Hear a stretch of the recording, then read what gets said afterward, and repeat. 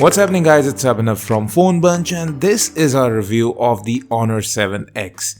Now, I've been using this phone for quite a number of days now, and here's what I have to tell you about it.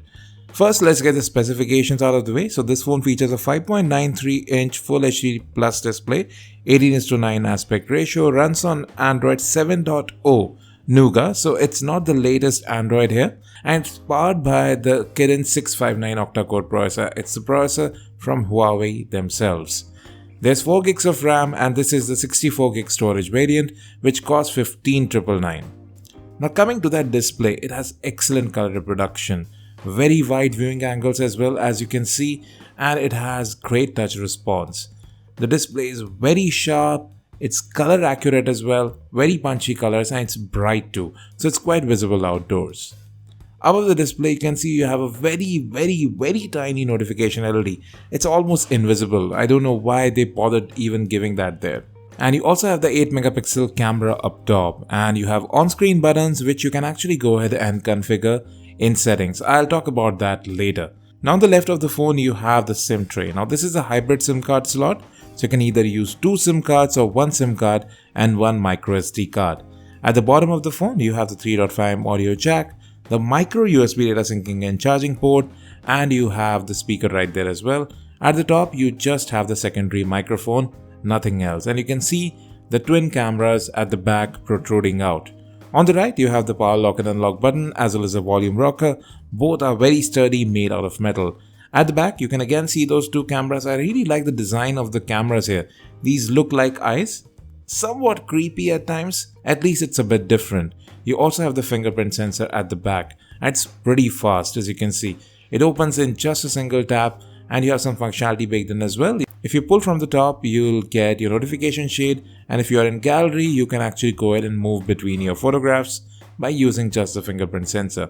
Again, that's very neat, especially on a phone which has a taller display. Now talking about network and call quality, I didn't face any issues there. VoLTE worked fine everywhere I went. Call quality is also good. The earpiece itself is quite loud. The speakerphone is a bit tinny, whether it's on music or during calls, but it gets the job done. Now if we talk about connectivity options, you have 2.4 GHz Wi-Fi available here. You don't have the 5 GHz band. That was a bit of a bummer, especially when most phones in this price segment do offer support for both the bands. You don't have a gyroscope available here, but then again, it's only mainly used in VR. I didn't find any app which had any issue without the gyroscope present on this phone. Talking about the camera now, you have a lot of modes available here. One is your variable or wide aperture mode, which uses both the cameras. As you can see right here, you can change the aperture on the fly. And then you have a portrait mode available as well. So instead of figuring out an aperture level, that helps you do that automatically. And the front-facing camera also features the portrait mode. I'll show you some of the image samples. The camera does take images pretty quickly, but generally, even in good amount of light, images don't turn out that crisp. They are a bit soft. And color reproduction really suffers here. Colors are bland, they get muddled into each other. Overall, the cameras really aren't that impressive, especially the rear camera. Even here you can see the colors are really muted, really muddled up. Instead of being bright yellow, bright red, you're seeing very darkish colors. Now the front camera actually did perform quite well. Selfies turned out quite good. And moreover, the bokeh mode or the portrait mode in the front camera also actually did work quite alright. It's not as good as one with a dedicated secondary camera in the front, but still gets the job done. With that, let me talk about music and audio quality. Now, audio through the headphone jack is decent. It's not the loudest, but it is at least clear. It doesn't crackle. And well, the speakerphone here is really tinny. It doesn't sound really good. It isn't the loudest. The Redmi Note 4 has a better speaker. The Moto G5s, pretty much any other phone in this price bracket has a better speaker than this phone. It just doesn't sound that good. But at least audio over the headphone jack is decent enough. Now if we come to software, as I've already told you, we are running on Android 7.0 Nougat. It's not the latest software version, but let's see if this gets upgraded. You'll get about 45 odd gigs of storage on the device. And well, RAM generally tends to be quite free. It's a well optimized OS. I didn't find any issues with performance on this device, be it gaming, be it general use, everything really turned out well. The animations are slick, the UI is very smooth over here, and you have some additional options with EMUI.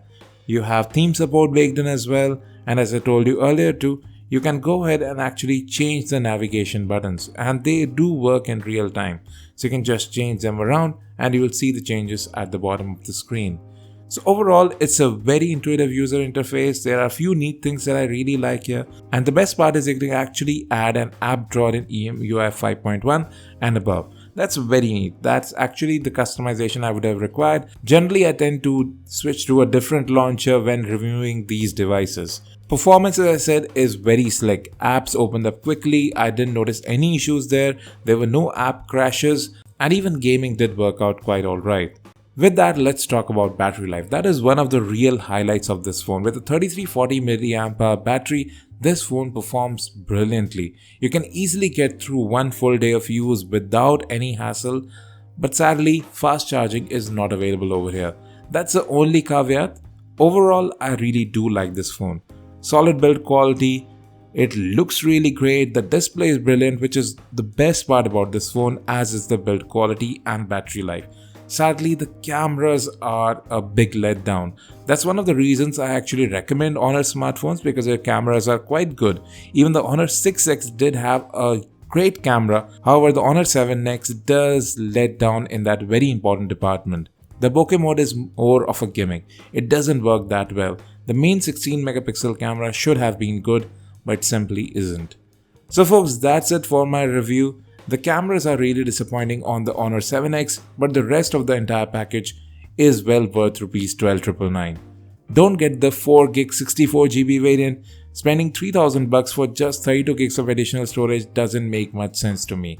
Anyways folks, that's it. Thanks for watching. If you have any questions, hit me in the comment section or on Facebook and Twitter. And well, have a very happy new year.